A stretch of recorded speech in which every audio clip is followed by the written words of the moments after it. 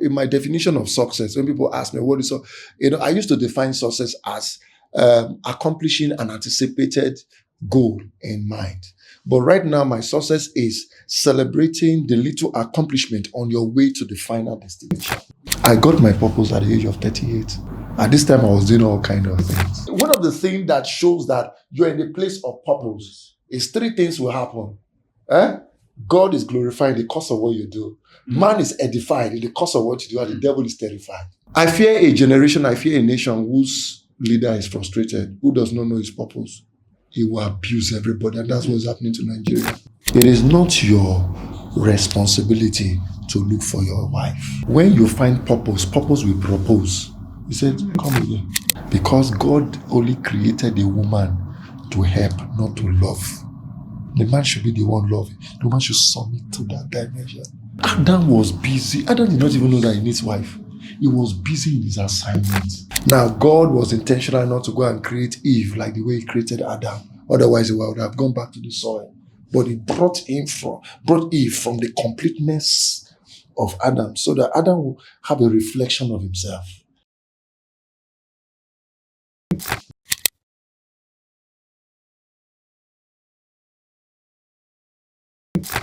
Welcome to Orange Vibes. I'm your host, Oche Daniel. Over the past episodes, we have been on a journey of impact and growth. And today, we're diving into the words of purpose and rediscovering ourselves. With me in the studio is my own partner, Mr. Onoche Tony. Over the episode, it has been a journey of growth. We have been seeing from preset to preset, brick upon brick, something big is happening to a lot of listeners out there. Mr. Onoche Tony, how has been our episode so far? Up till now, I've not recovered because all of the set of people that we've invited here, they really done justice in different areas. And to be sincere, all of these guests are really, really wonderfully well because all the messages that they're giving out there, they are very, very, very impactful. Like I said, I've not recovered yet in the past, 3 to 4 episodes that we just finished. Yeah. So it's a very mind-blowing, platform that will be of help to people out there. Like I usually say, there's people that are kind of stranded, confused, they don't know what to do. Platforms like this is a kind of platform that will tend to help them to revitalize their dream.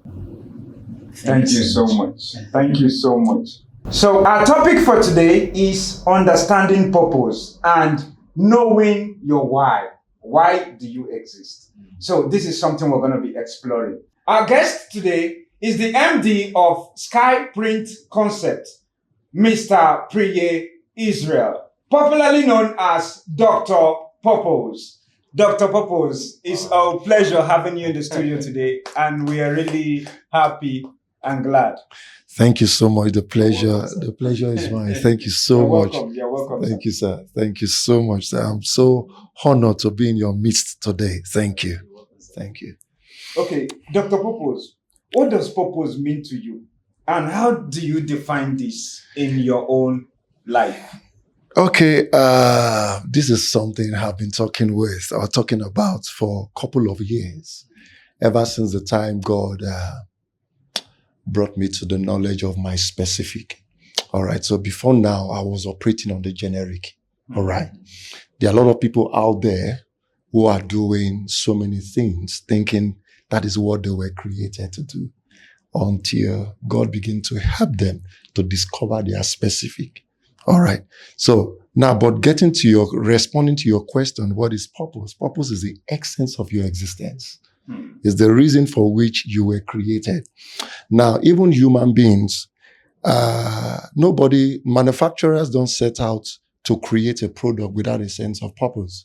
Like the phone you're having in your hands was purposely created for communication. All right. The vehicle that takes you from one end to the other was purposely created for transportation. All right. The food was created to fill your hunger solve hunger problem.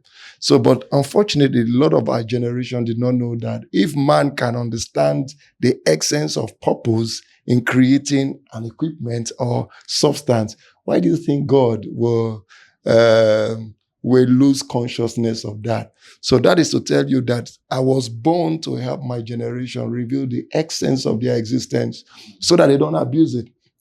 There's a common saying that says that where there is lack of purpose, abuse is inevitable.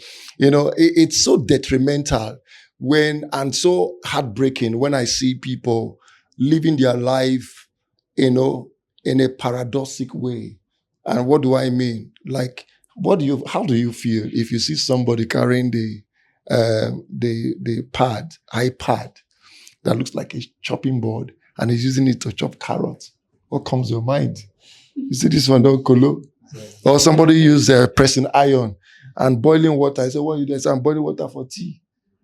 You see that, although it will bring heat, but is it fulfilling the purpose for which it was created? Now, what is going to happen to that iron is that it's going to be damaged. Yeah. That's how some people's destiny have been damaged before their time. You see, and another thing again is that person will not be able to maximize the potential for which that iron was created. That is why we struggle and we go into depression, because we are not maximizing the reason our Creator created us. You understand? And also, that iron will also shorten his lifespan of existence, as is written in the manual. That's why some people die before their time. You see? So when you are being used for the wrong reason, the wrong things will happen to you. You see? And that's very striking. When you are being used for the wrong reason, the wrong things will happen to you. Wow. So purpose is very important. And then let me just take you into the context of the scripture. You see, everyone, I always solace my message, my principles, my submission from the scripture. If you look at people like John the Baptist, he was a prophet, but he was purposely created to become a forerunner of the Messiah. Moses was purposely created to be a deliverer of the children of Israel from bondage to the promised land. Samson was created to purposely deliver the people from the Philistines. You understand? Tabitha was created to help widows. So what were you born to do? That is what should come in your mind. For what specific reason was I born to do? And this is my passion. This is my hunger, that even today, before I came into the studio, I was asking somebody. I asked the person, I said, who is Genevieve? She said, actress. I said, who is Two-Face? She said, singer. I said, what's your name? I said, who is Tina? She kept quiet. That means you're not living purpose. So that's it. Thank you. Thank you so much. Wow. No. This is mind-blowing. This is really mind-blowing. I've not even seen this from this version. You understand? This is just an eye-opening. Yeah. And sometimes there's some things you feel like, wow, this is something you're supposed to be hearing, every day in your life. Yeah. Thank you so much. Thank you so much. My pleasure, sir. In fact, I think I need to ask this question. Yes, sir. So how do you think that people can discover their purpose? And what role or what does self-reflection play in this process? Okay. By God's grace, I have taught this on different platforms. I came up with 5 P's through which your purpose can be discovered. The first one is prayer. All right. In Habakkuk, the Bible says, Habakkuk said, I will stand my watch and see what he will say to me. Remember, he's your creator, and what I will respond to him. And the next verse, he said, write down the vision. That is, write the script of the creator. The scripture is script of the creator. Write your script down, make it plain, so that they that reads you will run with you.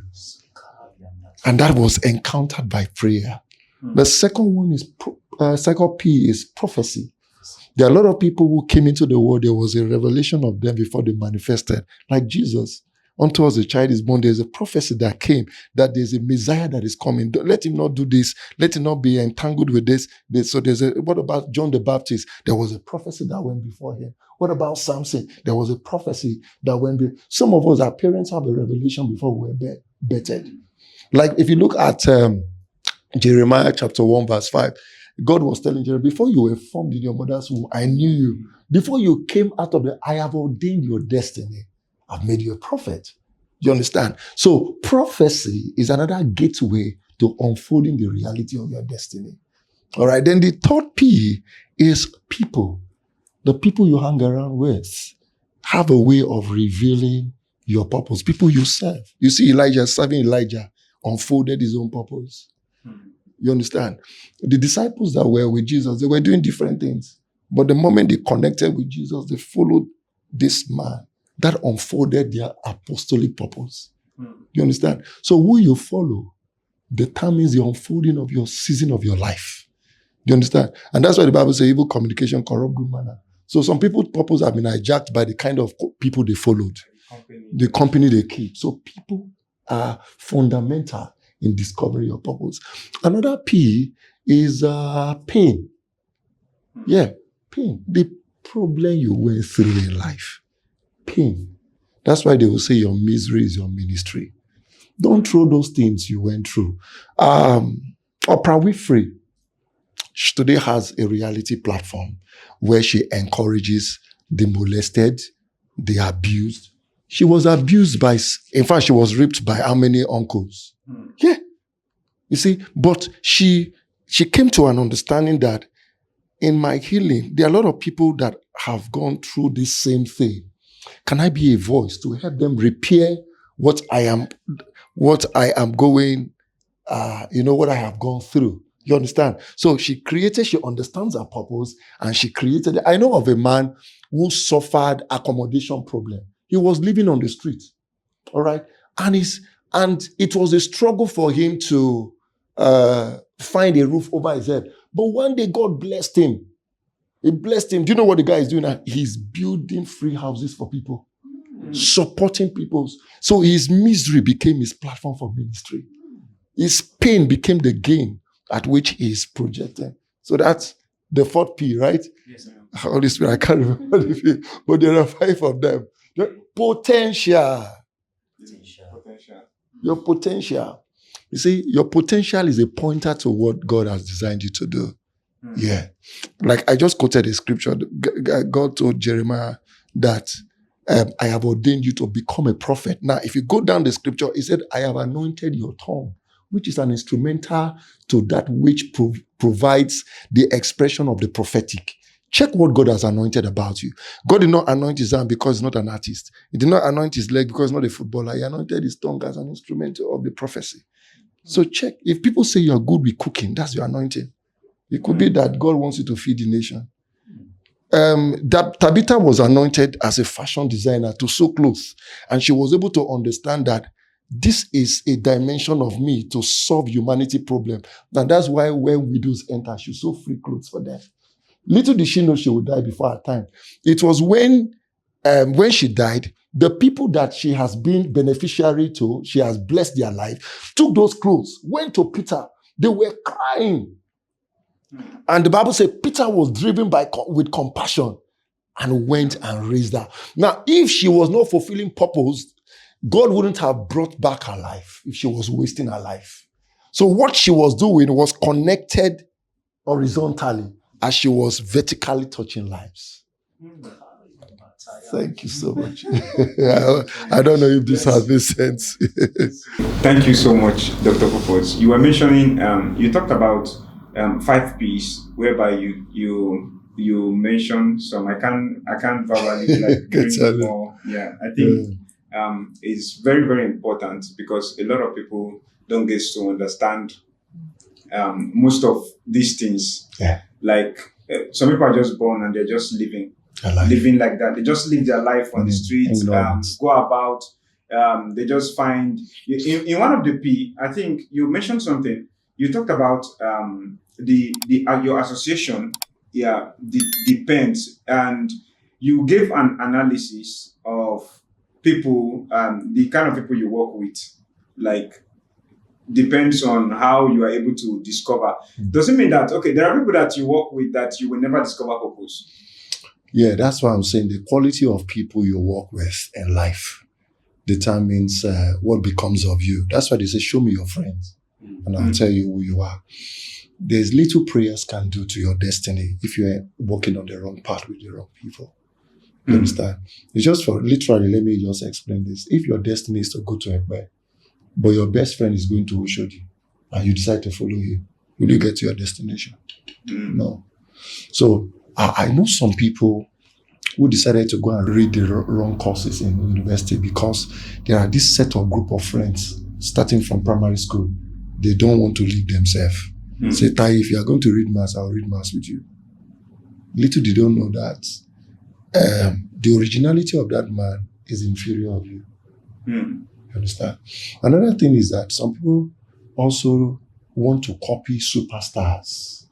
Hey, Davido. No matter how much, Davido is in his originality.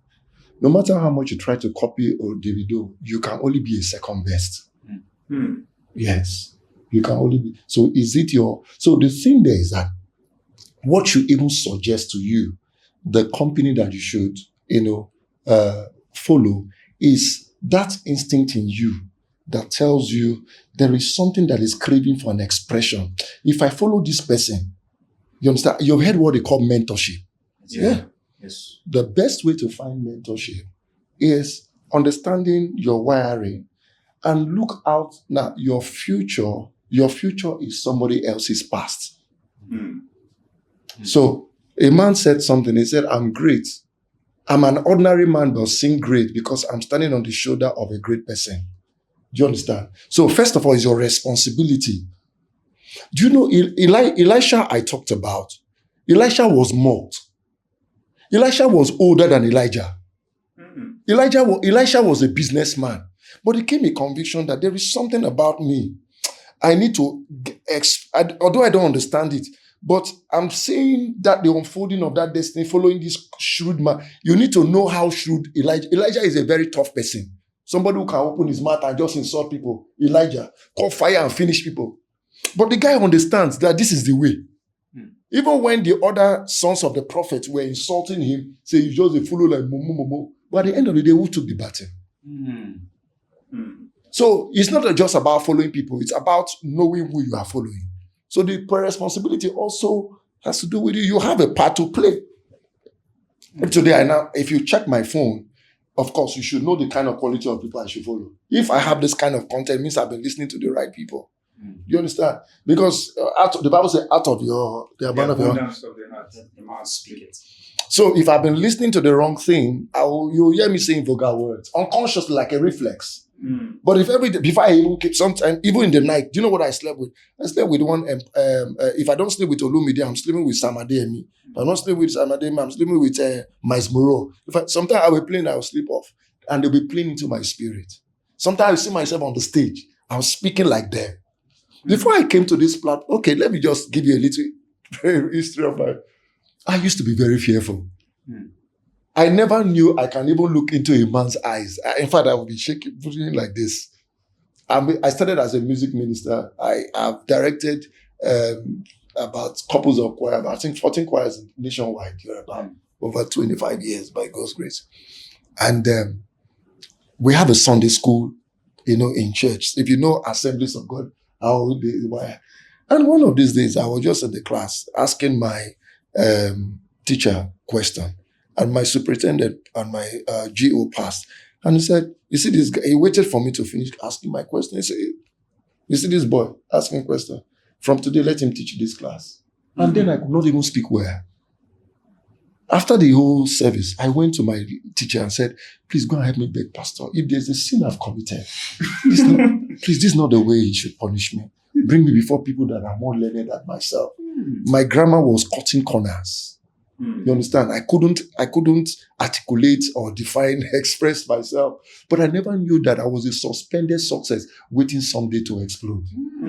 You understand? Although I never knew tomorrow. But somebody, see, that's what I'm saying with the people you want. Somebody who saw my future and decided to deploy me into the system, even when I'm not aware, but the process brought about the promise in manifestation. Today I've spoken in conferences, I've spoken this day. I can still trace it to that entry point. So who you follow? That's why I think someone will say follow no roads. So who you follow defines the quality of your life. Thank you. Dr. Popo, so can purpose be found in multiple areas of life, such as work, relationship, and personal growth? Yes. Work. Yeah, you can find some people were never responsible in life. until there's a certain responsibility that was saddled on them. I just told you how I was engaged into something that I wasn't wired. I thought I never wired for. I was just only a singer, but they gave me work. When I went to that, my teacher, he said, don't see it as a punishment, but see it as a training. Instead, my pastor is a swift communicator. When he teaches and preaches here, there's no boring moment. And he said, tap into the grace of that man. Do you understand? And I think there was a time I also, because I want to deliver well, I want to be good at what I do, it made me to start looking for people who are good at this work, who are very proficient and this thing.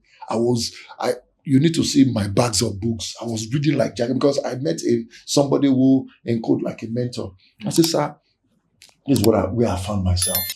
I want to be the best of mine.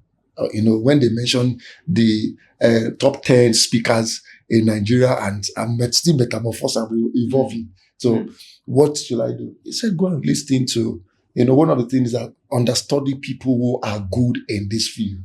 I started buying books. I will read this person. I will read Rich Dad Poor Dad. I will read Miles Moore. I will read T.D. Jakes. I was reading like Jacquard.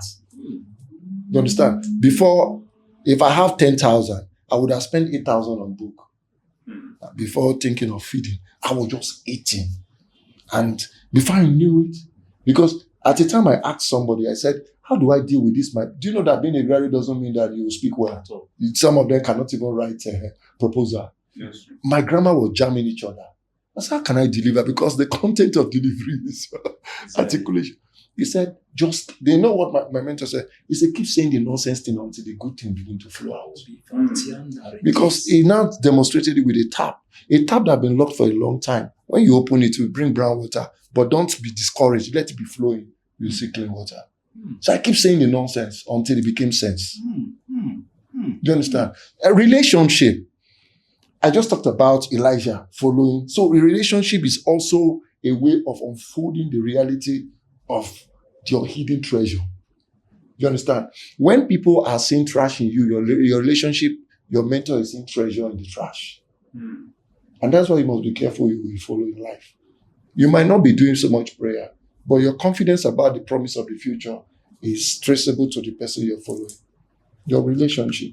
And it also speaks on who you also in the marital circle too. Because who you pally as a company will determines what accompanies you. That's it. So relationship can either frustrate you or enhance you. It can either doom you or boom you. So relationship is also a fundamental to unfolding and sustaining your purpose. Jesus had a relationship with his team.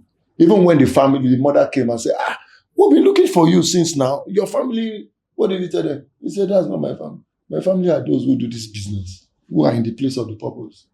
That's my family. So how do you know who should be your real family?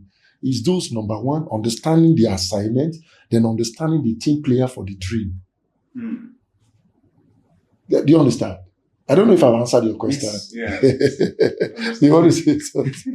Yes. Now, I want to ask him, what are some common obstacles that tend to prevent people from finding their purpose? And how can they overcome these challenges? Okay. One of them is external pressure, especially pressure from family.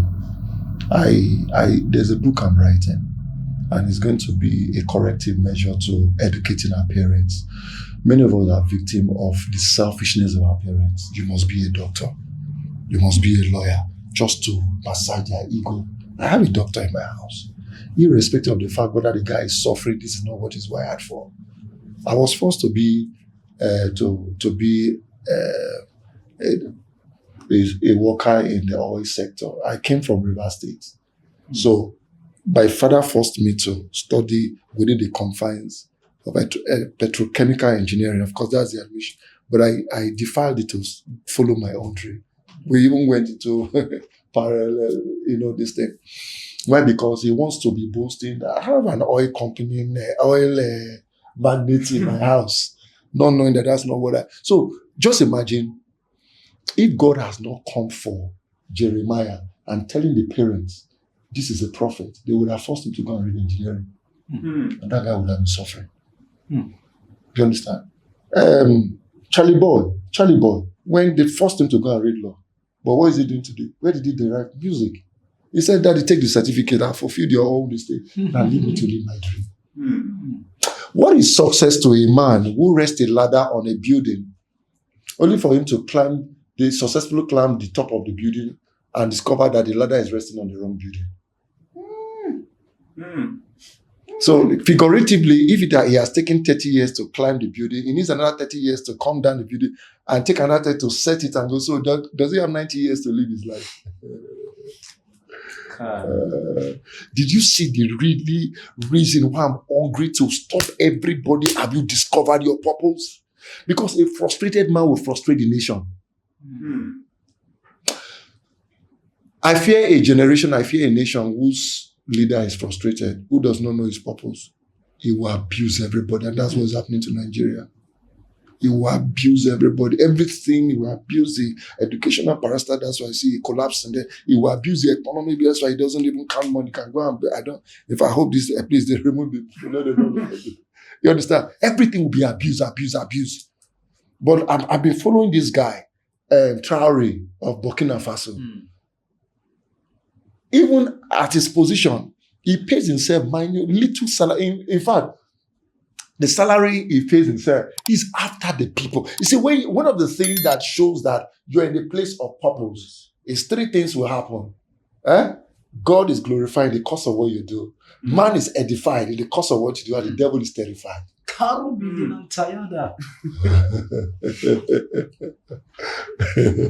know if I'm answering.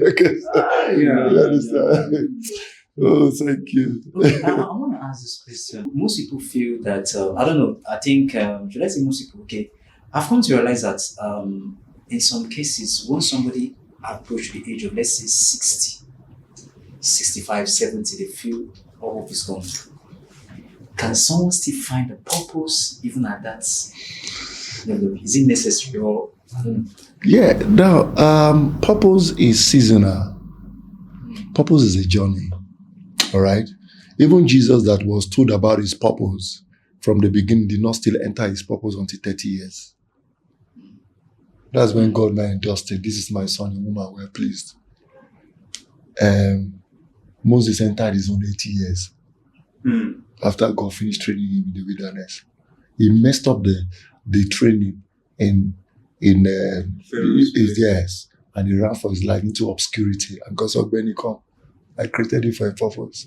No matter the length of the time you have dragged, you will still fulfill that purpose. Some people have used their own hands to drag their time. That's why we have a God that redeems the time. Do you understand? So, purpose is not given to you. Purpose is like a treasure given to you. No matter how much you love your child, as long as he's infant, you will not give him your best car to go and drive. You wait until maturity. God releases the fulfillment of your purpose, the accomplishment of your purpose, the endorsement of your purpose at the maturity stage. So now you can launch out. Even John the Baptist was 30 years before he was able to speak about this thing. I got my purpose at the age of 38. At this time, I was doing all kinds of things.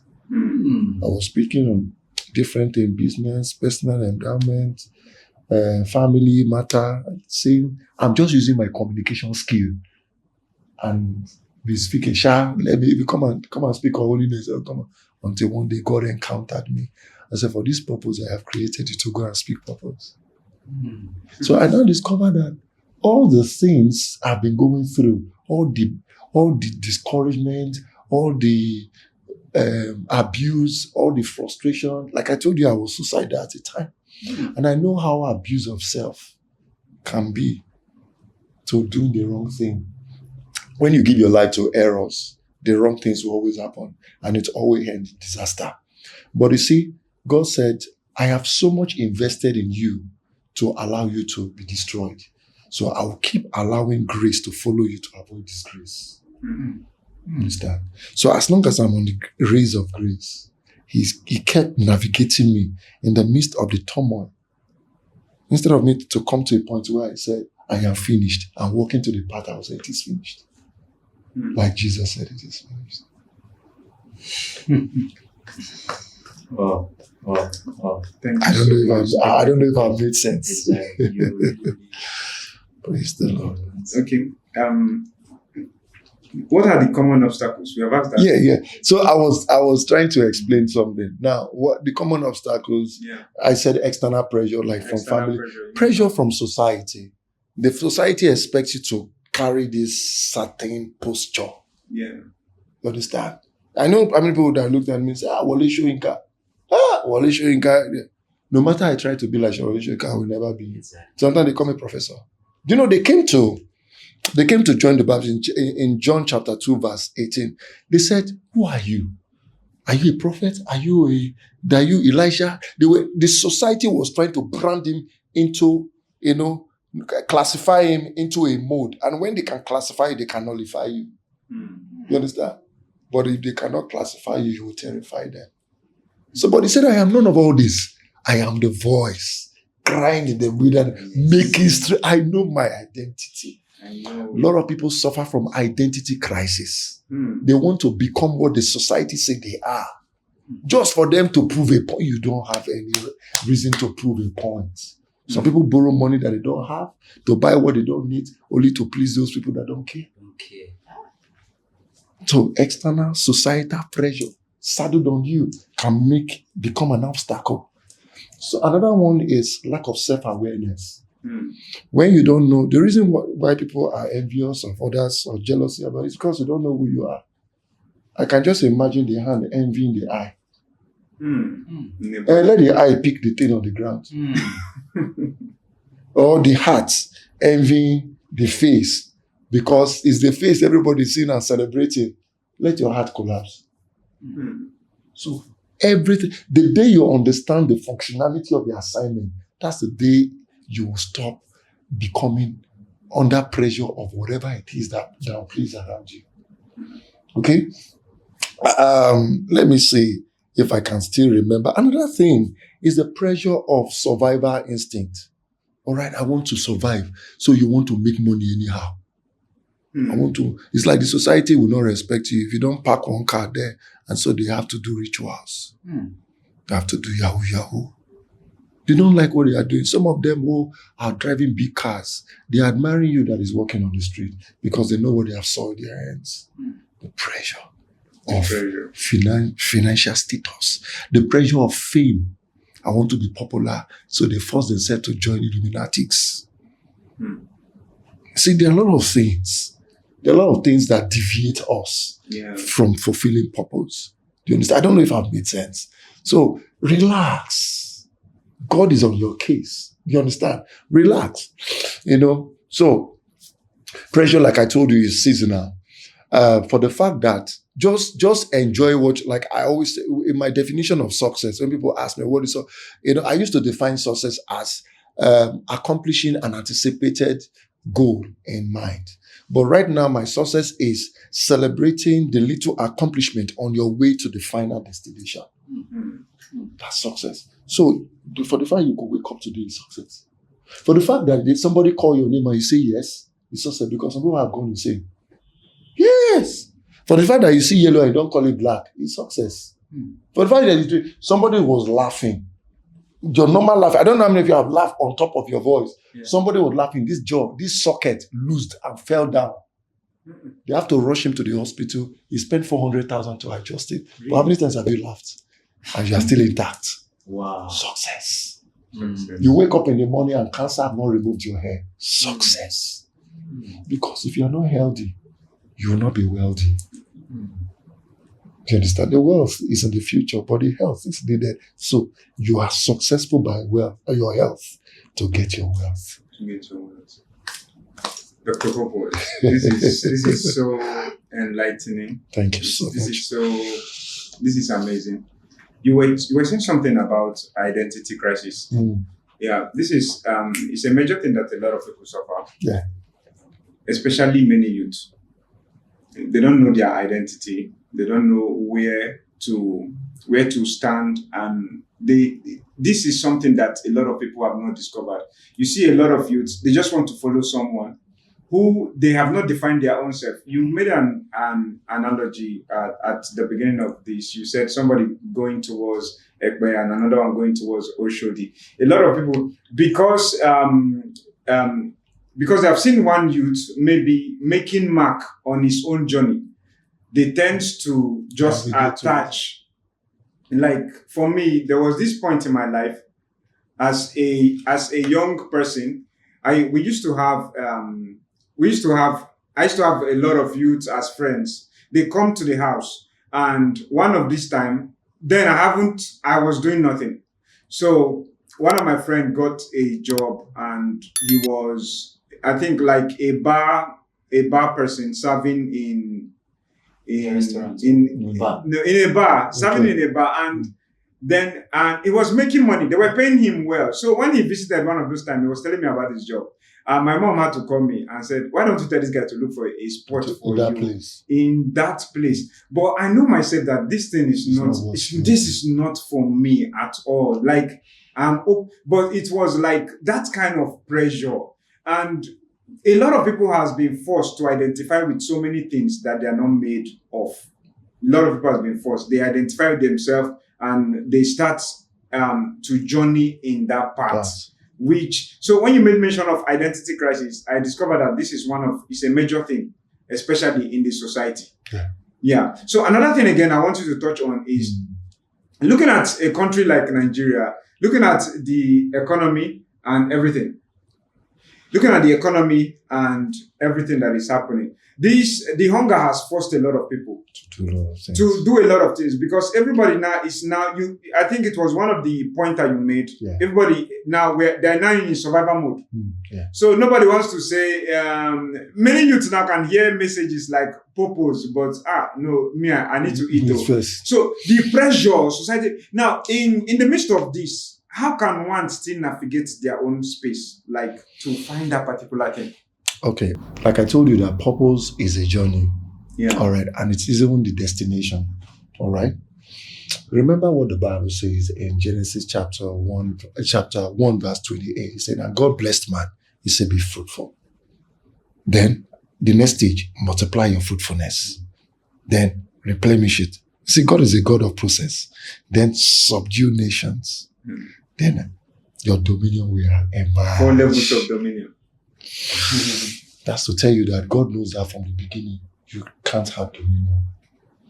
There's a place of survival, there's a place of success, there's a place of significance.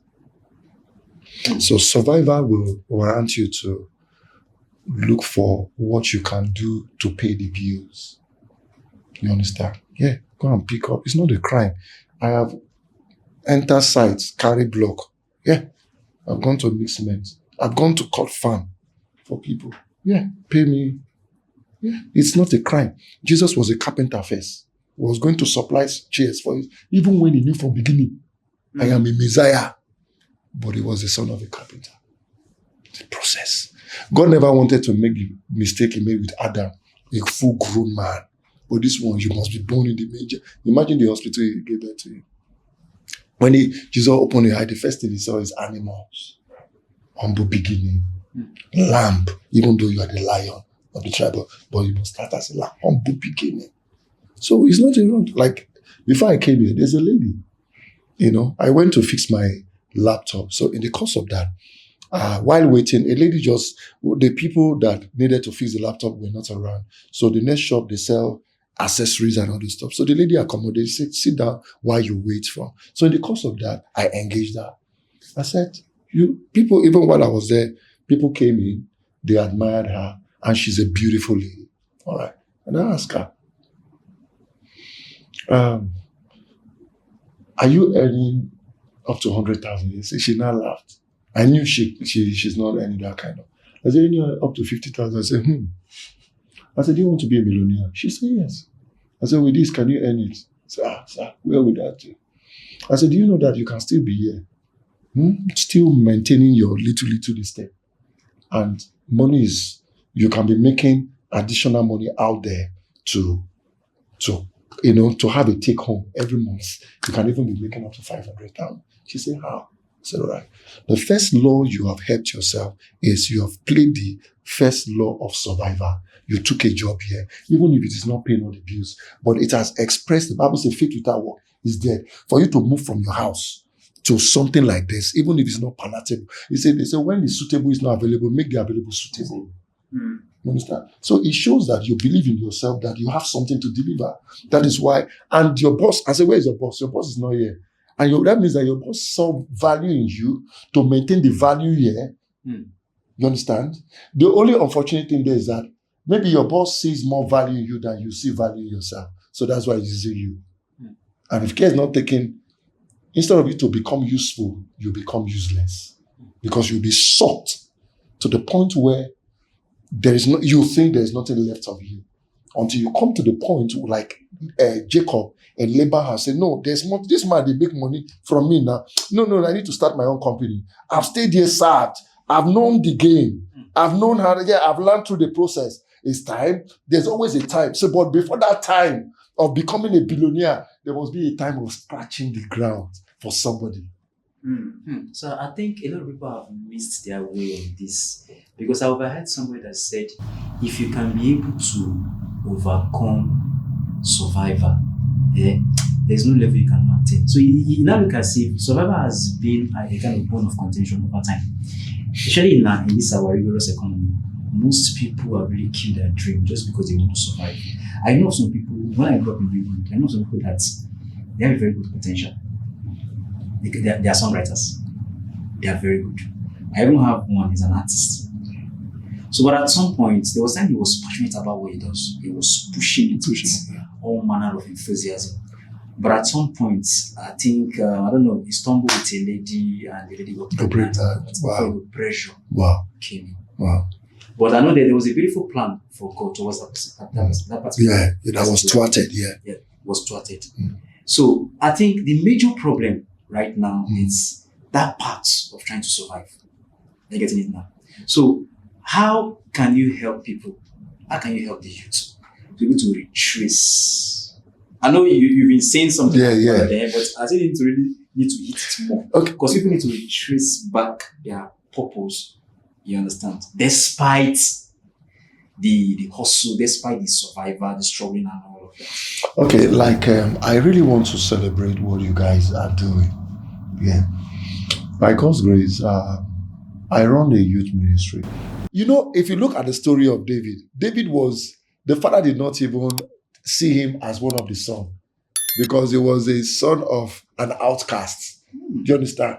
But you see, God, David was the favorite of God. Why? Because he was diligent at the resources of his life.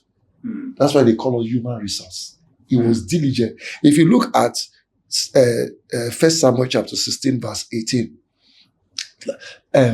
5 things, I think 5 or 6 things were enumerated about David. He said he was skillful, he was a man of valiant, he was a comely person, he was prudent in matters that were said, then he has the fear of God. So where did he learn it? In that obscurity, in that one shop where madam, they say, will you keep this thing? And I say, yes, ma'am. How many kids want to do apprentice today? But instead, social media, David, look at your mouth, celebrity. They want to be celebrity overnight. But little did they know that fats and meat not be made, even if they enter the same fire. I don't think you got that. Fats and meat not be made, even though they enter the same fire. You see, because one will come out as almost like, one is going to come out like, yes, but the other one is going to come out as gold. You understand? So there's always a time of incubation. There's always a preparatory state. But people want to perform at the expense of preparation. The expense of preparation. So, like you were saying, the first thing of survivor, okay, now you don't give person belly. Fine. The thing there is that the child will live. I know somebody who also in my printing platform somewhere in the back, he went to impregnate somebody. But he now called the wife, say, see, we are in the mess together. You can't kill the child. But right now, I was alone. I was struggling on my own. You were also sowing somewhere. Now we need to now tell ourselves the truth. You're from a poor background, I'm a poor background. So we need to now tell ourselves, if this thing will make sense, let us now be intentional about the next season of our life. Let us not quarrel. Instead, let's cooperate. The money, that this is not the time to buy plenty clothes. This is the time we can start to correct our mistake. What makes us sink in water is not because we fell in the water, but because we remain in the water. So now let's see how we can create a platform right now, they're even helping people on the street. So they were able to tell themselves the truth. See, our problem is that we are too driven by facade. We are too driven. We forget the reality of our circumstance and try to copy people who have very good foundations. Some people that want to become Davido, no matter how Davido squander his wealth, he will never go down. Because he has a foundation of where Baba Olowo. But let Whiskey try it. He will remember where he's coming from. I don't know that you understand. He is the first generation of wealth, Whiskey. But Davido is another generation of wealth. So if he squander his own, he has something to fall back. You must know where you're coming from. Our youth should stop copying counterfeit, copying mirage, copying shadows instead of substance. Let's tell ourselves the truth. And sometimes our parents, I know a parent who paid, I think they showed it on this thing, a parents who sold their land to sponsor his child to go and learn Yahoo. It went viral. Who sponsored parents? Who sponsored a child to go and learn IQ? They get how do they call them for Delta State to go and learn Yahoo. You understand? So our parents are even contributed. When a child who wants to be moral, you say, look at your mates. They bring money, they can't give their parents. What do they use all these things they do? Well, you might not be saying it's direct to their, but you're suggesting it. What do you get all these things for? You understand? And so the child is under pressure. You understand? So, my encouragement now, coming to this, like I said, I have a platform which, when this body became so strong, and God saw my heart, that I'm very sincere in helping people to realize themselves so that they can reinvent themselves and become a testimony to themselves. I started engaging people until God said, go and get a space and gather these people and talk into their life. So we need more platform where people can be oriented. Like the lady I told you I engaged before I came, I told her, you're fearfully and wonderfully made. Your Oga kept you here because you're value, but you need to understand that you are value.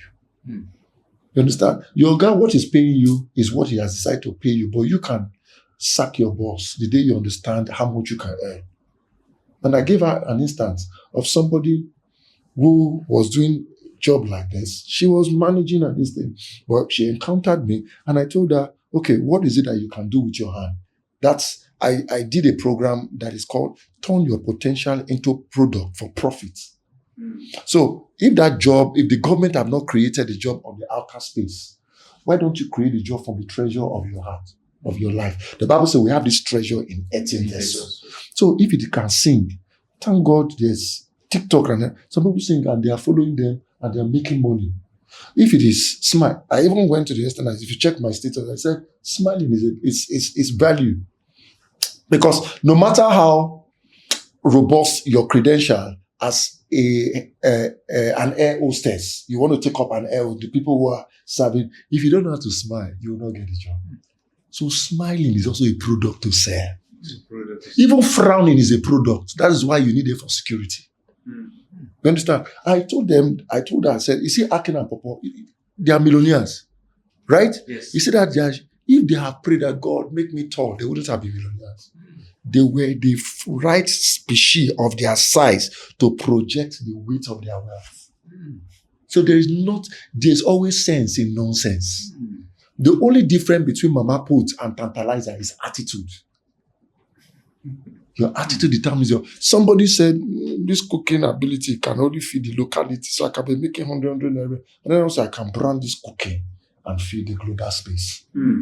Mindset. So we need this kind of program to come to their face and tell no matter where you are, even if they are slapping you like Laban was slapping Jacob, believe in me. Just stay there. Stay there. God is watching. God was watching David until a king was need of him. He said, can you get me a man who can play skillfully so that my wellness can come? He said, another servant said, I have seen one guy in the bush. The bush. You know, say in the city. David was comfortable playing for the animals. He was comfortable washing the plate and figuratively. He was comfortable doing nanny. It was comfort. Let me tell you a story of a guy who was always coming to polish. Do you know butter? BTA. Those days, BTA butter. We wore it those days that they were bringing butter from abroad. Was a multinational company. Let me tell you about it. The guy who did butter was an engineer. He looked for a job after school, couldn't get. You know what God told him? When he prayed and prayed, God said, go and start polishing shoes. He said, my God, I bind that spirit. I bind where that spirit is coming from.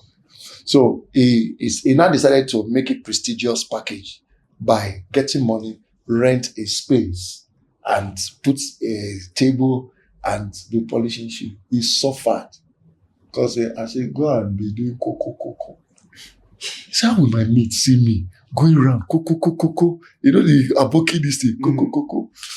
Cut long story short, he got to this place. But that like I can't really remember. It's a long story. And they, please, somebody is making noise. I said, call the person to come and polish our shoe. A big man house. They came in and he polished the shoe. And they asked him, how often can you be coming here? And he was always coming. And by this man has little kids. You know, I think there's a youngest one, 3 girls. You know, so he will come. One of the man said, how much do you make every month? We want you to remain here. I will pay you twice of what you earn. Do you mind? And at the long race, he considered the stress of, at least that one don't cage me. I'm not going to do road again. And so he was now living with them. All right. So the kids became so used to uncle. And it was beyond just the polish. He was taking care of them, you know, until the kids, they took them abroad. They live, the school in abroad there. Unfortunately, they called the father in Nigeria that your daughter, the last born, is sick and is not responding to medication. But he's always mentioning one uncle. He said, who is one uncle like that? There is something about this kid to that uncle. He said, it's the uncle in the compound. He said, psychologically, that child's wellness is connected to that uncle. So, should we send your daughter to Nigeria while the uncle is by the side, or we should move? He said, no, I can move him. Because they are doing schooling. I can move him. Did you see the journey? And that's how he moved abroad. And he started staying with the kids over there. They got so used to him that they were scared of allowing him to come back to Nigeria. You understand? Now remember that he has started the journey of shoe. Yeah. And the advantage of the fact that he's a graduate, he will not do like the Malam. So he has an advantage. So he started, now he's in a platform, in an environment where the opportunity is there to metamorphose, that is to give it an enhanced packaging. That is the long story and short is that's how he started manufacturing butter and sending to Nigeria. Now look at the journey.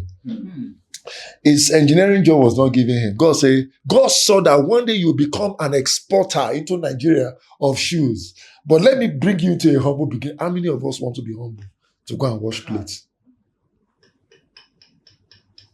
You say that. God knows that Jacob, that he blessed, that he fought with angels. Going to be a millionaire, but he said, go and be a slave boy first. But how many of us, all of us want to become GM than this GM? You want to become general manager, but you don't want to be the gate man first. You understand? There's another story I would have loved to tell you about how a gate man became the GM. When he came to that place, they employed him as a GM. And he's always admiring the other GM. And he made him his friend. Sometimes he will leave his duty post to carry things, to go and serve the GM, look at the structure, admires the place. By the side, he started taking part-time class. telling himself, one day I will sit here. Mm. To cut the long story short, when the need came, he rose. He became so used to all the staffs and all the structures and operational this thing of that place that they said that this is the man that can solve this economical problem in this system. Because they never knew, I think he did something on the computer. So they were like astonished. Little did they know that this guy has already graduated. They said, because when they look at his estate, it was secondary school he used in this. But behind, because he was mindful of while Joseph was in the prison, he was preparing for the future.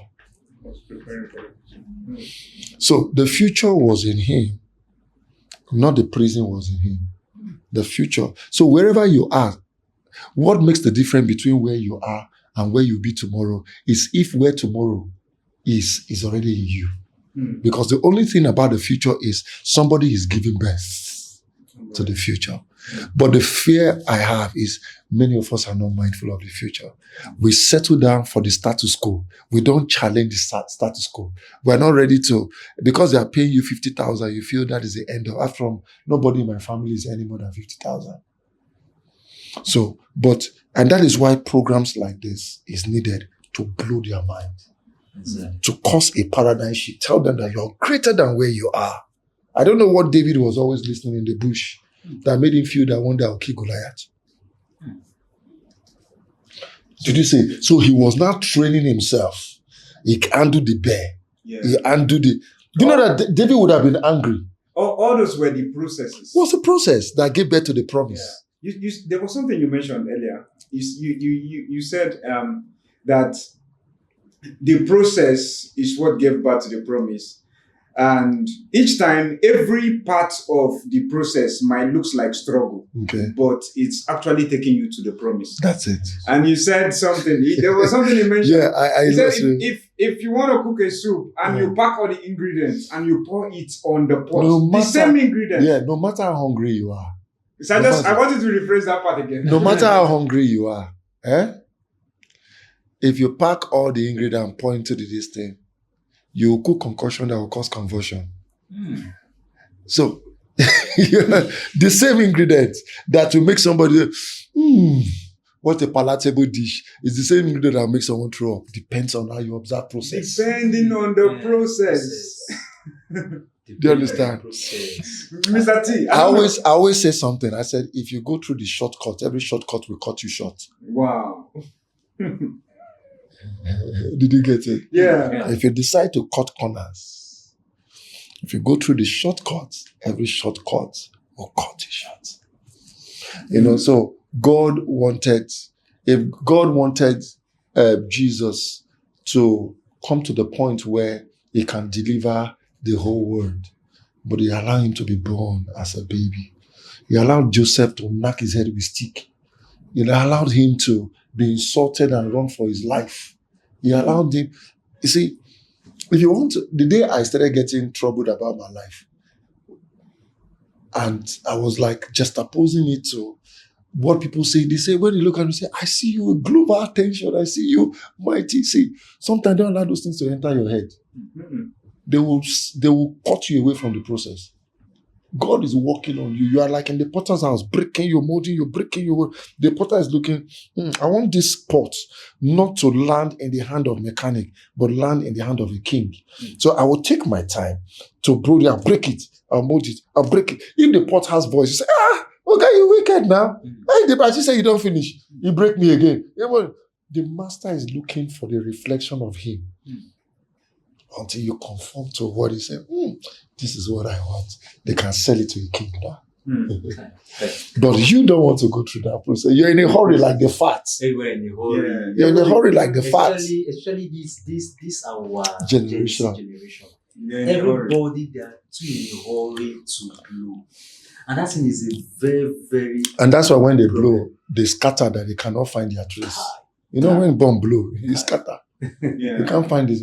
One day God told me, do you want to be a flash in the pan?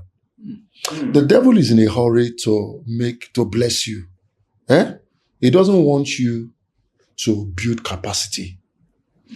But God is in a hurry to train you for the blessing. That's why the Bible says the blessing of God maketh rich and add no sorrow. The devil is not about character. He wants to give you the charisma that will make all the girls come around you so that those girls will kill you. But a man who went through character, built character, counted his money from 1 naira to 2 naira to 3 naira to make one babe come. Because, excuse me, go and make your money. He will not lavish money anyhow. Do you know where I'm coming from? Me, I will just carry you, go spend one night for 100,000. Okay? But the Yahoo boy can blow it. I know of a guy who hit 20 million every day for hotel until he became a pauper.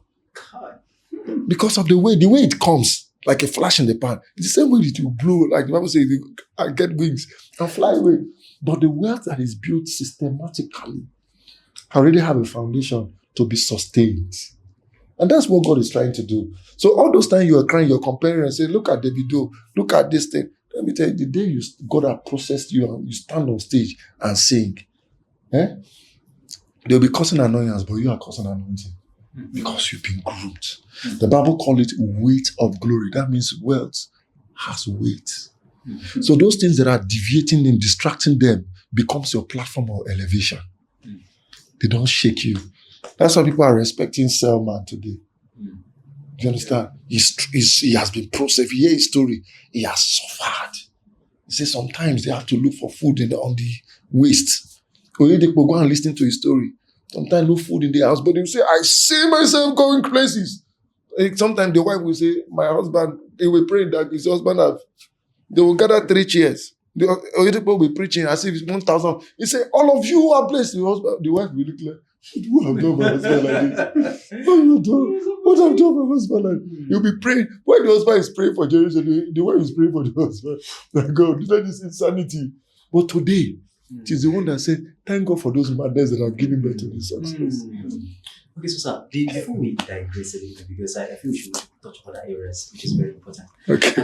I just still want us to throw more light in this part, talking about the difference between purpose and passion.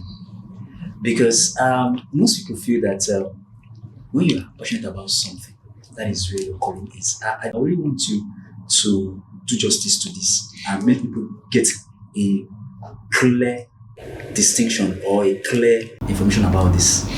Okay, purpose is not passion. All right, passion is not purpose rather, but passion is a pointer to purpose. All right, you see some people. What did God use in Moses to become a deliverer? Is the passion to deliver human beings. He's passionate about justice. That when he saw that they were beating his own he grabbed that one, killer. Yeah. He hates injustice. He wants to fight. And that's what God anointed and said, you're going to deliver the whole city. Do you understand? But passion can be hijacked. That's why I say passion is not purpose. So, I told you of Tabitha in the Bible. She was passionate about helping widows, clothing them. You understand? So, beyond the fact that she's using her dexterity as a fashion designer to make money for herself, she wanted that fashion to be responding to eternal glory. The Bible said, lay your treasure. All right. If she wasn't touching heaven, God wouldn't have resurrected her. You understand? So, what is your passion driving you? So, your passion could drive you to the wrong place or drive you to the right place. So, that's the thing. Passion is like a horse that have energy. So, for the horse to be moving, it can only be making motion. Doesn't mean it has direction. So, it is the purpose that helps the passion to get to the right destination. Do you understand?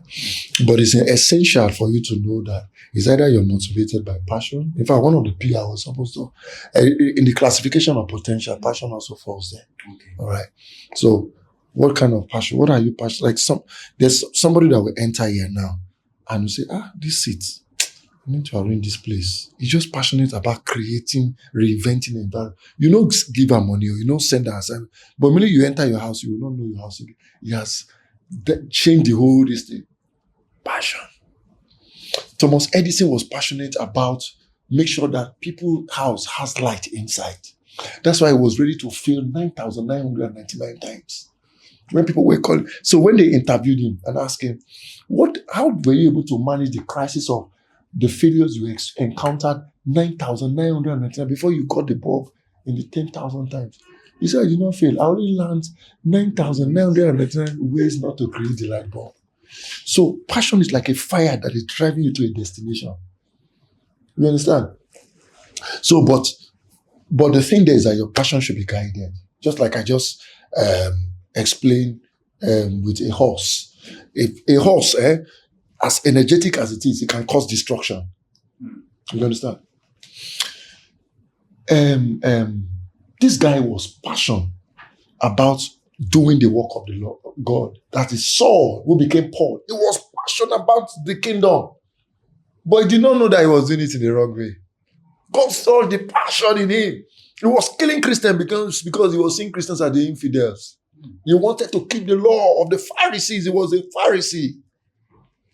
While Christians were praying that God kill this Boko Haram, God was seeing something valuable in him. And God said, yeah. If you look at the Bible, he's the only person that God intercepted. Or there is no, God will say, the Bible says, I present to you life and death. And he not ask you, because he has given you the power of choice. But look in the records of the Bible, it's only Apostle Paul, God walked against his choice. Do you understand? God and intercepted. Jesus had to say, now me, you persecute. You understand? So all Paul needed was orientation. Paul had a passion to do something, but that passion needed to be channeled right. So when he said, Jesus just had a conversation with him. He said, you thought you were doing the right thing, but you were attacking me. You understand? So that is to say your passion can be misled. So, but the moment he got the right thing, see, look how many books were written by Paul. Almost all the New Testament. The greatest apostle, even though that Paul was not one of the disciples. In fact, he was even greater than all the old disciples put together. Look at his quality of books. Great man. Quality of books. Now, from him. if God has killed him, where would that passion have been?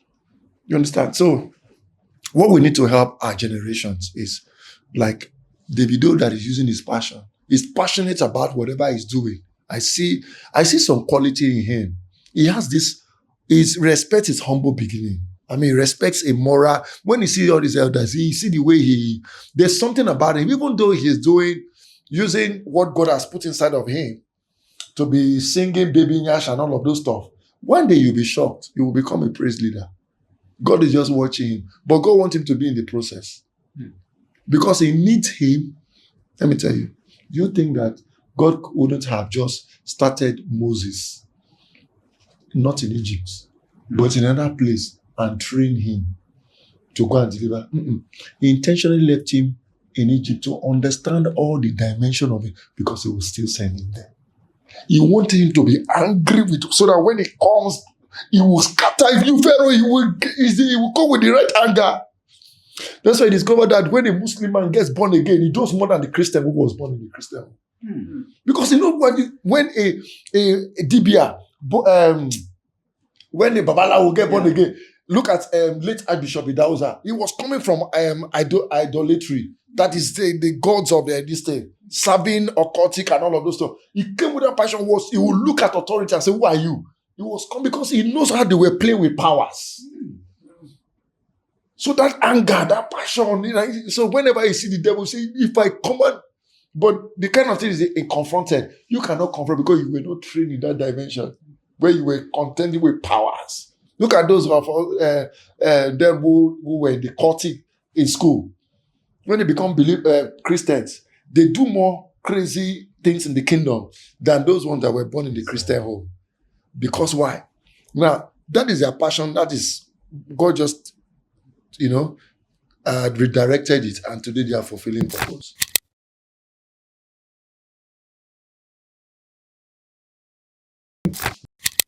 Welcome back. This is so amazing. It has been an impactful section with Dr. Purpose in the house. And if you are looking, you are still confused about life, thinking about where to go, like what will I be doing? This is a very important podcast for you to listen to, because he has done justice to finding your purpose and navigating your way through life. So, Dr. Purpose, Dr. Purpose is, over time, Dr. Purpose has been into branding. Yeah, he has been into branding, and he runs a company called Sky Print Concept. So, how did you start in this area of your business? All right. Um, right from time after school, I wanted to. I've started hearing from the beginning that nobody becomes rich by doing salary job. You understand? And so I told myself that I will not work for people for long. I need to do something on my own. Right. So I think the last place I worked was as a litigation clerk in a law firm. Yeah. And when it was time for me to set out, I looked within the resources of my wiring. What are the things I'm good at? Like I always tell people that everything it takes to make you great is already put inside of you. The greatest travel you can travel in the world is not to travel to Pluto, is not to travel to America, it's to travel into yourself.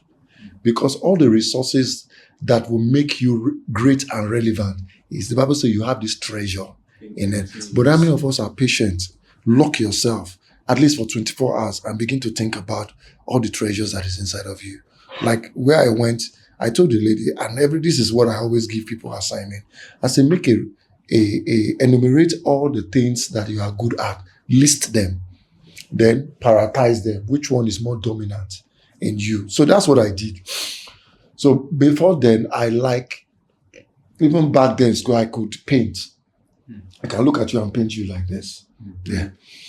And I started then, I metamorphosed from painting, I went into collage. There's what they call collage. So Christmas time, I will combine colors of paper and do Christmas cards.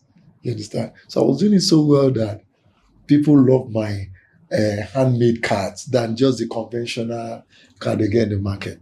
Until I got to this church where they say, we love this concept compared to what we used to do in the past. Can you produce 1,000 of these? And it takes me a whole day to do 3. A whole day to do 3. I say, So there's a guy who usually prints for them. So when the guy saw what God has a way of, even making your enemies to work with you. The Bible says, when your way pleases the Lord, He will make your enemy to be at peace. And that guy is the one that usually prints their jobs. But when he saw that the people were saying, this is what they want, that guy called me, said, come, let me teach you how to use printing to multiply this. And that's how I got into the world of printing. Printing. So all those spray bulbs that I would take a filter on the card, I used printing to produce 1,000. We didn't have any this thing with the splash. You understand? So all I just needed to do is to take the clothes or the flowers and start gumming on every one of them. And that's how I was able.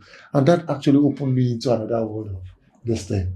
All right. So the journey of the printing started. I started printing, I think this is about 20 years ago. Wow. Right? Yeah. I started printing. Quite a long time. Yes. I started printing. So while I was coming, at the time, I now got my company registered in 2007, all right, with CAC, Corporate Affairs Commission. Yeah. And so that I can have my current account. Because I got to a point where I started saying, I need to start making millions. And I discovered that nobody will give you big money in cash. They must have, and nobody will do business with you with your own name. So you need a corporate, you have to look like a corporate entity. So I told her, it's time to scale up, all right. So I registered my company, got a current account with, I don't need to mention the brand, all right. So and that's how I started the journey again. And to a point where I became saturated with printing and I started asking God, what's the new this thing? I don't want to go outside my creativity. I love creativity. I like innovation. I could come look at your, in fact, what is the thing that is really motivating me to even still stay in this place? Because I just spoke on self-branding. It is something that also solace from the purpose. Self-branding is about the business side of self-awareness. So how do you package yourself that becomes a product that people can buy? Before you buy this phone from somebody, they are accepting you first. It's a perception about you. If you are looking tattered, they will say you're a criminal selling this thing. So you are the first product they market before they say, oh, so what do you... I've gone to places where people look at me and say, oh boy, you fine, I love the way you put it. Well, you must be good at what you do for you to be I've gotten jobs like that. And that's why I'm very intense. You will never see me dress anyhow. Because this is branding itself. People say, how do you keep this hair? How do you... It's intentional. So it's product. I also intentionally smile. I learned how to the extent people say, do you frown at all? At every given time, I smile. And if I tell you, when people ask, sometimes I'll ask them, how old do you think I am? If I ask you now, you're not even able to tell. They say you're 30 something, you're this thing. I tell them I'm close to 50. Wow. Because one of the things your purpose will do for you makes you younger. That's one of the benefits. Maybe opportunity is going to come. I'm going to tell you 10 benefits you derive from your purpose. One of the things is it makes you younger. And that makes you live long. Because God is not wanting you to say it is you are finished. He wants you to come to a point where you say, like Apostle Paul, I've fought the good fight of faith. I've finished my course. You understand? Jesus said it is finished. And when you enjoy what you're doing, you hardly get wrinkles because you are far from stress. If I was doing oil, drilling oil that I don't understand, one day is the oil I will take and drink and die. You understand? But I love engaging people. I love talking to people. I like reinventing people. And that is the thing that is resonating with my work. I get into some people's company, they give me their card. When I look at it, listening to, sir, where do you see your company going? And I say, look, this is defining the big picture. This is not resonating with, why don't you upgrade the branding of your card? So that, because your card go farther than you. Somebody can see your card and say, this card, this card shows quality. Can I consult them? So, but if your card, you did it anyhow, they think you're an anyhow person. So I can go to a company and see that their signboard is not really projecting the quality delivery they are professing. I said, I will snap a picture of that, go to my laptop, rebrand it, and I sell it to them. They say, well, I'm seeing the name of my company, but the signboard is very beautiful. Whose company is this? Is it existing? I say, it's your company I rebranded. They say, yeah, you're into this thing. I say, big man, I go do it for you. And that's how I get my jobs. So it gives me, I'm not far from, you can see how I use my potential to be selling myself and making money from it. And that's the beauty. When Jesus said, I must be in my father's business, Jesus will not go and start a business. That thing he was called to do is there was a time it was recorded that Jesus was stranded. The money is in his assignment. There was never a time where the disciples were stranded. The Bible says that Peter was always sending money to the mother-in-law. That means that they were making money. Otherwise, Judas wouldn't have been stealing money. The company was too loaded. That's why they could ask them for task. Government does not come and ask you for task if you are not resourceful. That means Jesus was wealthy. Jesus has friends, wealthy friends. Lazarus, the Joseph of Arimathea. He has wealthy people. His product was marketing him, connecting him. There's a guy that was almost like a pauper. That it was what's this guy? This guy that operates in the prophetic, Suleiman, that was giving the story. He said he just met this guy. This guy just came to him. He said, sir, I want to be following you as my mentor. I'm the mentee, you are the mentor.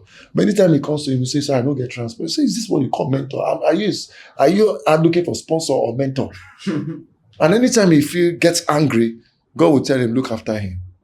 Look after him. The guy is a pastor, but his life is just through him, look after him. So anytime, sir, I want to come to your program, but I don't have transport. You will send transport. I will send transport. One day, after some time, he did not see him again. And one day, about after 6 months or thereabout, when he saw his number, he said, this guy, after long, you don't run finish. Now, I hope he's not asking for money again. But this time, he said the story changed.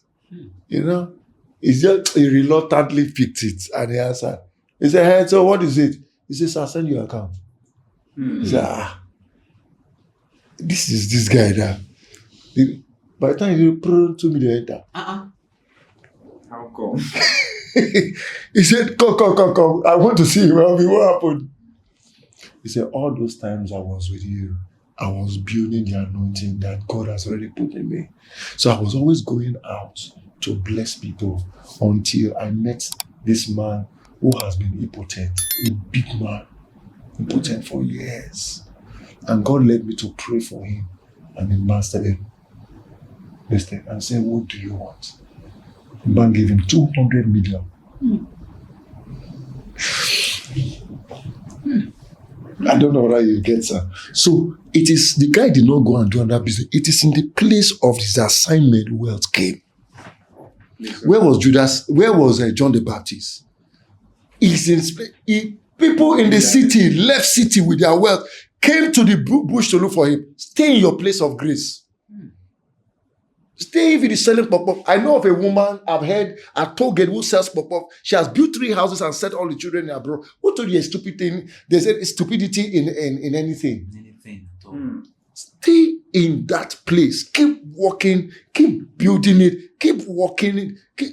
Jesus, God have to take 30 years to train his son for a ministry of 3.5 years. So who are you? If God can deal with his own son and brand him and package him, prepare him, cook him, do all those things. The Bible says Jesus learned obedience by the things he went through. And you just want to fly, want to become Superman. Even the Bible said, he said, I will bless the works of your hands. You know, so that is, I don't know what brought me. I've said so many things. But I don't know if you have derived anything from this. I had 3 questions. Okay. You have answered 2 already. All so right. I'm going for the last one. Okay. Yeah, no, I think let me chip in this one before. Okay. Yeah, I think it's important, you know. Okay, now during the course of building your business, I know that most great entrepreneurs, most great business owners usually face some challenges. What are the challenges that you encounter? Of course, yes. Now they're inevitable. You always face challenge. I always tell people that discouragement, fear, challenges are only functions of the fact that you are making progress on the direction of the unfamiliar. Yeah, you are not in the comfort zone. As long as you are making progress, you'll be exposed to things. Do you think it wasn't a challenge for Abraham to have left his father's house and going to a land that God said that he did not even know? Do you know what that lion will meet him on the road? He's packing his family, he's moving. If somebody have asked him, if you have stopped Abraham, where are you going? He said, I don't know. God said, there's one life flowing with me. Where is the land? So, God, that guy I just told you a story as an engineer, and God said, go and do. Is it not a challenge? Challenge of self-esteem, reputation, my reputation. He has to encounter that, to be humiliated amongst his contemporary, insulted. Do you know they insulted Jesus? Look at even the so-called people that say Hosanna, they say crucify him. But he was on his way to give birth to the most powerful treasure of humanity. So, what betide you if you are waiting for the validation of men before you make sense?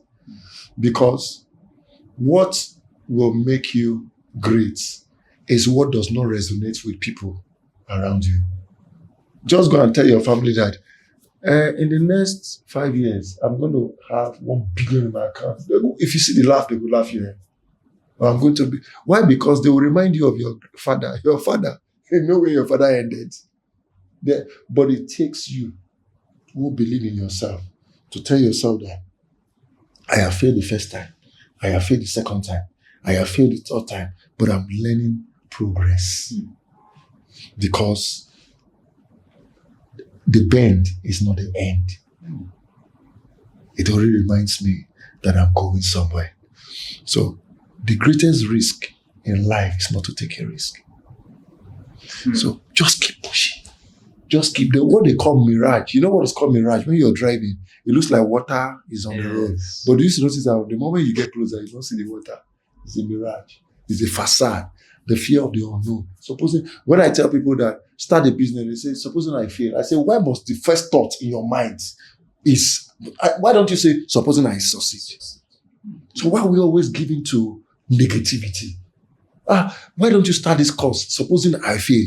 Why don't you travel to this place? Supposing I fail. What if I fail? What if I fail? This kind of, So what if you storm into success?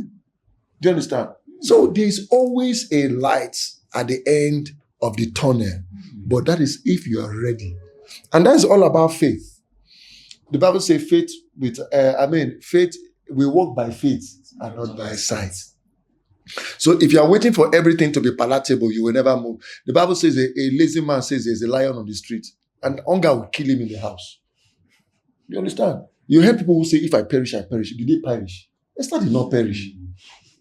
Do you understand? So we need to understand that challenges is part of progress of life. In fact, let me tell you, sir, if you are moving in a direction and you don't face opposition, you are going the wrong destination. If you are because one person who don't want you to succeed, because your succeeding is not good for him, is the devil. The day you discover that you start a business and the business did not fail, oh boy, check out. You are doing what the devil wants you to do. That's why he will disturb you. But you try, you start out, you fail. Try it. He will do everything to make sure that the Bible says, what is his mission? He comes to kill, to steal, and to destroy. So he will do everything to make sure that you don't succeed, because the moment you succeed, you'll use that money to sponsor the gospel and populate the kingdom of God. So you make sure, that's why you discover that Christians, it's difficult for Christians to experience breakthrough than unbelievers. It will give them wealth. At the end of the day, where is the agree? I can mention many of them who got wealth just like that, but they are gone. You understand? Some of them have become useless. Some people were mentioned, I can't remember some of their names like that. But you see, the devil will promise you, it will give you apple, but behind the apple, there's worm at the back of it. You understand? So let us settle in our heart that as long as we want to do something that will cause a paradigm shift in our lives, in our family, in our community, we will always encounter challenge. And when we see those challenge, you know what? You are becoming the Christ in your crisis. You understand? It wasn't easy for Peter to say, rise up. And some of us just read that scripture. Peter just saw a lame man. Instead of him to give her money, he can't go say, rise up. I'm supposing people, because, rise up now and walk. But when the guy was trying to fall in, the Bible says he grabbed him. And rise up, go for get up. And the Bible says he jumped up. And started dancing. Hey, Peter said, thank God, sir. You understand? So, but that is how people venture. I must start this business. Get up and do something. Get up, must do the business. I must sell the pure water to make millions. I must sell it. I refuse to look down. I refuse on the report what people say about what God has said about me. So if God says that I am the head, not the tail, then that is enough resources for me to run. So when the challenge comes, I smile because it reminds me I'm making progress. Thank you so much, Dr. Popos. Yeah. So he has touched quite a number of things. The other question was, how do you stay innovative and adaptable in a rapidly changing business landscape? How do you stay innovative? Now, as much as you know what God has wired in you, you need to know what, as much as you know what you are wired for, you need to know what is wired for you. Do you understand? Now, everybody knows that before the house is built to the height at which it becomes a celebrate, that is a thing of state of the art that everybody celebrates, there are some things that will come around it to help it go up. The scaffold, all those things you put inside. Yeah. Those things are symbolic. So the mentors, you need to listen while going up. The community, people who does the kind of thing, be in their group, they say you need to be very intentional. They have a friend who always reminds you. Now, okay, let me use this. There are 5 F's of companion you need in life. The first one is father, which is symbolic to mentor. All right? Father who tells you, come, keep coming up. I'm up there, keep coming up. The second one is family, your community. Family. Those ones, no matter how, say, if you fight for house, they will not disown you. You are still part of the family. Do you understand? So there's a family of the business you are doing. Do you understand? Yeah. Like when I was doing printing, there's this community of printing that people talk about the challenge. How did they bring a film into plate? So we learn, we pick from here, we pick from somebody will say, I just invented how to do it. We'll see it. Oh yeah, that will come and teach. So it's a community. You understand? So that's a family. Friend. All right. Friend.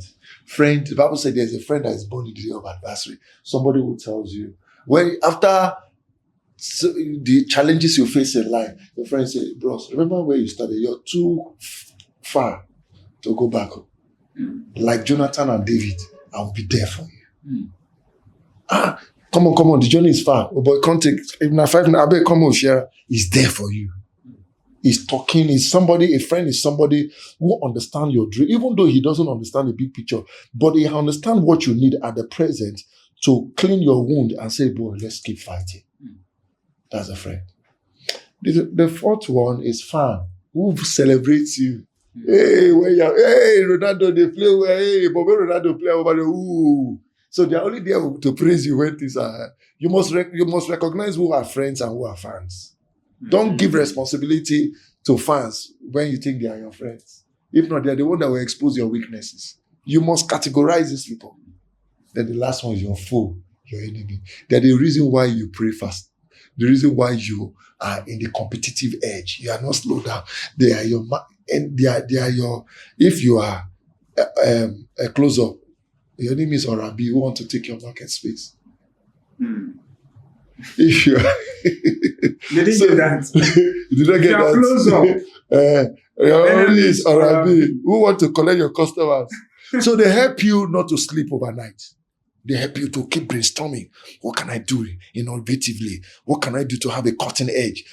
Even you yourself, as a Christian, if you don't have enemies, your prayer life will not increase. They come and press you. You wake up, Father!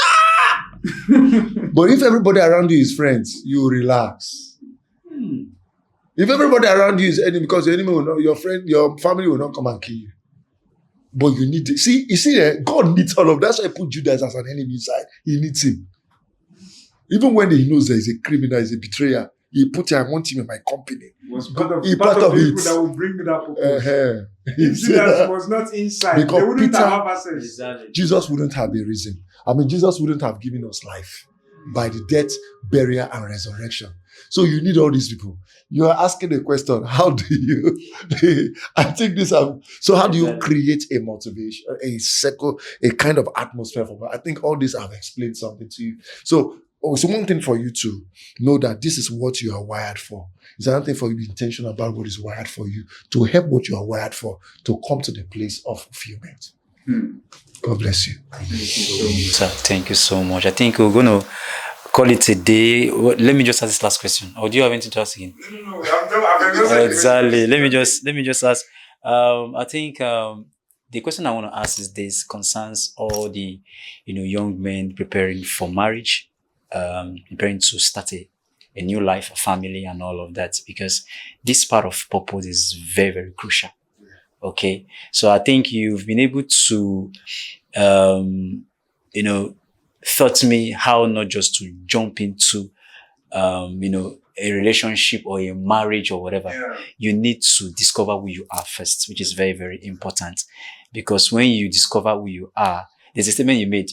If you can be able to discover who you are, Let me come to it. I will get it. And I told you a story. I met somebody, a friend, and I asked him, "Oh, but why are you not married?" He said it's difficult to find a partner. Exactly. I said it's not your responsibility to find partner.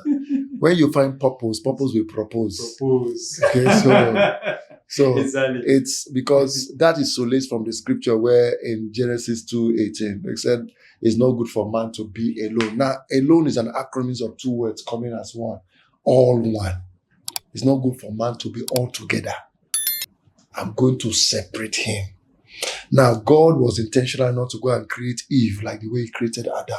Otherwise, he would have gone back to the soil. But he brought Eve from the completeness of Adam so that Adam will have a reflection of himself. A woman is a reflection of man. That's why there's a man in the woman. You understand? So it's the man that has the womb. So when the man brings the seed, the womb side will bring this to support the multiplication, complement the earth, and subdue to have dominion. You understand? So unfortunately, our generations are moved. What determines their attraction is what they see on the outside as regards to the container than the content. What if, okay, let me demonstrate something.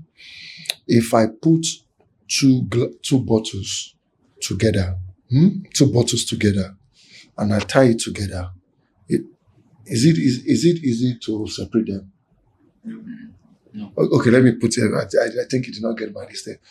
If there are two contents in glass, and I pour them into each other, that is A. And the second one, two glass, I join the bodies together and tie it. Which one is inseparable? The one The one next. next. So once your attraction is based on the container external, you can fall apart. But once content join content, come and separate. If Fanta join Coke, I separate, find the Coke in the Fanta. So, but unfortunately, we don't look into what will this person be in the future? Is this the person that I want to journey with? Does it have the values content? Does it have character content? Does it have vision content? Can you see for the future in the present? But instead, you're looking six-pack, you're looking baritone, you're looking big boom boom. You're looking BS. You're looking is a citizen. What of if he's repatriated? You're looking external things. You understand? He's fine. He's fair. She's fair. All those things. Bible says beauty is vain. You understand? It flies like a wind. But when you're looking at what is sustainable, that's what the Bible says. The things the eyes can see is temporal. So whenever next time you're choosing a partner, ask yourself that question. Does this person resonate with the assignment that God? Because before affection, there is assignment. Before marriage is made for work. Marriage is made for work. That's why I said I will create for you a helper. There's one question I think somehow where I think you were asking, how does purpose also influence families? And the truth is that your family is an extension and an expression of the visionaire or the purpose-driven person. Do you understand? In those days, our families understand the values. That's why they stay longer together. When a man is giving birth, he's looking at the scope of his farm. How many land I will get if I born plenty picking? And looking at expanding their vision. They're not looking at. So the reason why I want to multiply children is I want to have more workers in the farm. We must stay in the farm. We must stay in this assignment. The reason why I'm marrying the woman is the woman she will not be irritated by the things I'm doing. She will not be doing her own, I'm doing my own. There must be unity of purpose. But today, the man is doing, that's why we have plenty of divorce. The woman is now in competition with the woman. I will make more money than you. Instead of complementing, you are competing. So there must be, look at the Winers brothers. The whole families are singers. Do you know B.B. Winer, Marvin Winers, all of them, a family. Now, they had a vision, they have a family vision board. Everybody has a common, the man could have a fashion line, but there's a common ground that brings all of them together.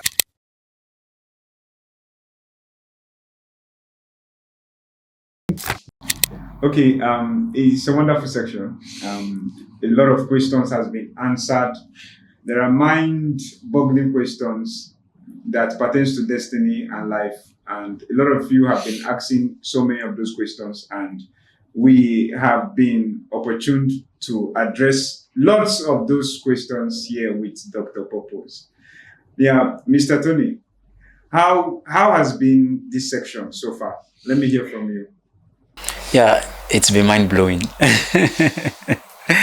Honestly, the way I actually picture life in general, is quite different from what I'm seeing right now because, Dr. Purpose have really made justice in the aspect of purpose.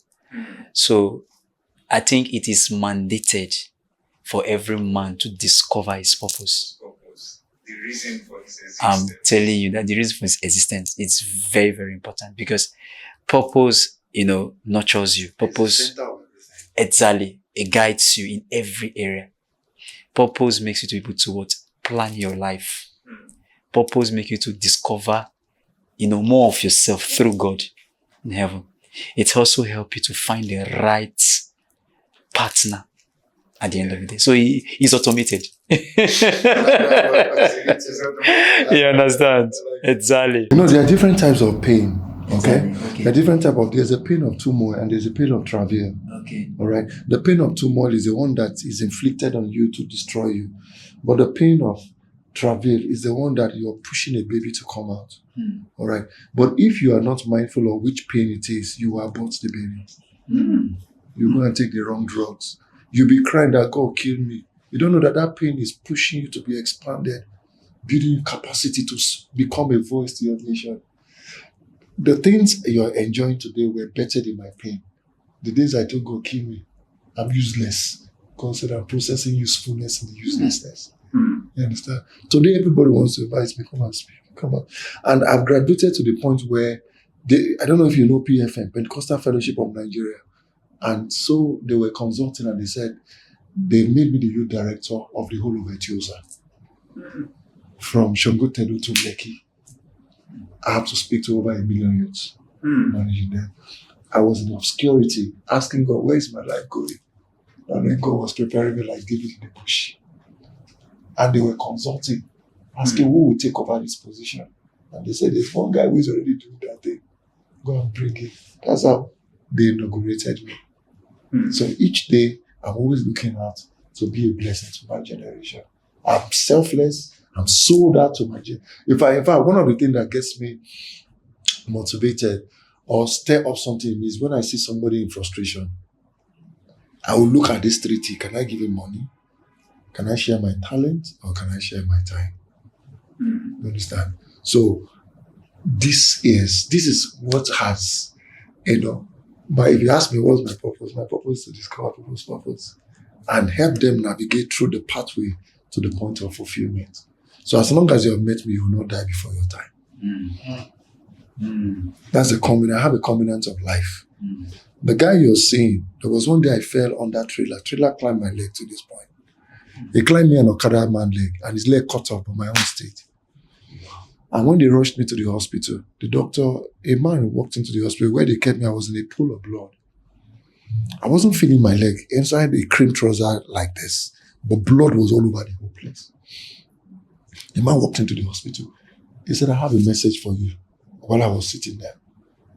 He said, God turned your leg into rubber and suspended the iron so that your leg will not be crushed because of the future assignment that awaits you. You need the legs to move.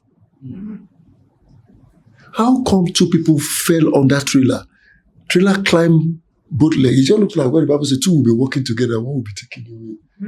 The Okada man leg was grounded. I saw how pieces it is, but my leg was sustained. I would have showed you this cast that.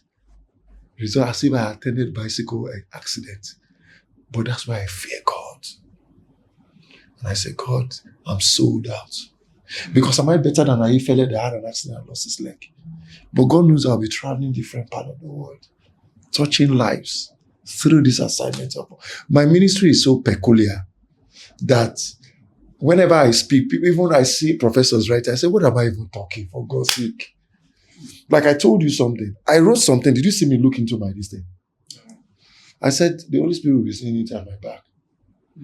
Everything I said, I hear it from my back. Like the Bible says, I will hear a voice behind me.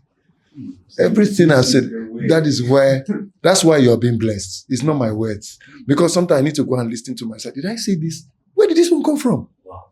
Because he said, I will remind you those things.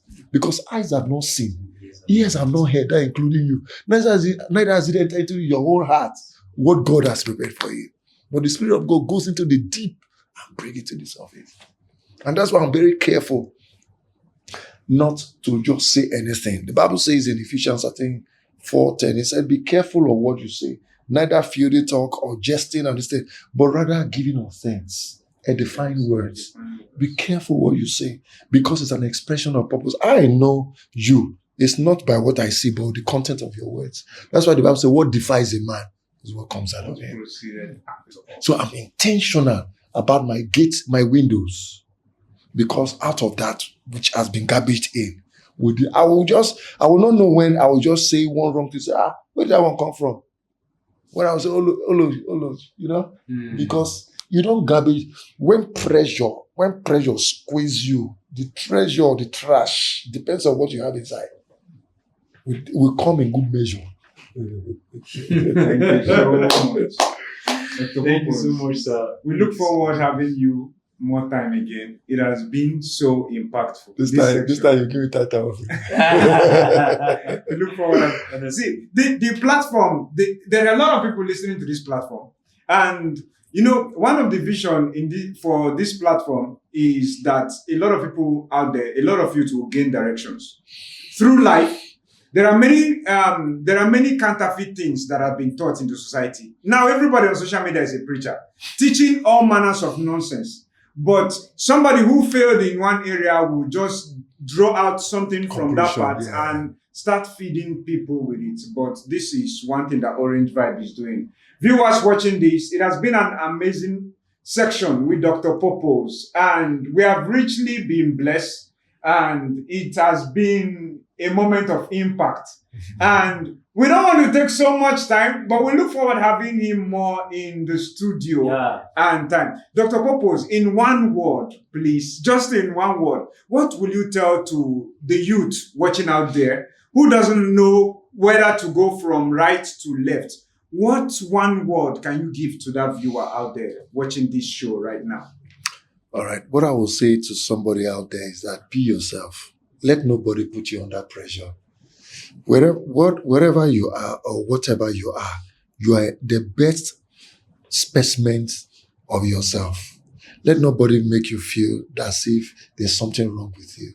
Because as short as I can perform, they were able to use that structure of themselves to become millionaires. I saw TikTok, the owner of TikTok, the MD of TikTok. The day I saw him, I cried. He's a billionaire, but he's half. He has no leg. So be yourself. There's so much treasure in your trash. You might not look it on the outside, but God has put enormous treasure on the inside. Let nobody put you under pressure. Be yourself. Trust in your Creator who has created you as a product. He will market you at the time when it comes, and you become a celebrity to your generation. God bless you. Thank you so much. Thank you so much, Dr. Purpose. Thank you. That's been a wonderful section. Thank you so much.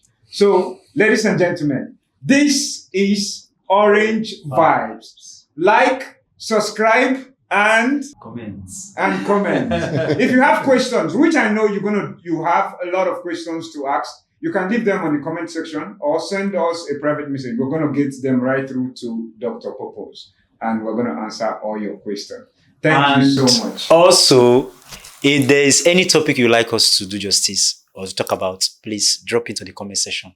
There's a lot to talk about. There are some things that might be bothering you and you feel that, okay, I wish they can talk about this. Don't worry. Just drop it on the comment section. We're going to do justice to that.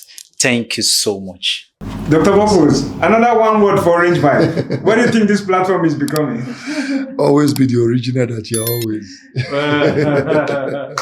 All right. Thank you so much. Thank you for coming, sir. Thank you so much My for pleasure. coming. We are really Thank you for grateful. having me. Thank you so much. It's my Thank pleasure. you so much. It's a pleasure. Peace out. Peace out. Thank you.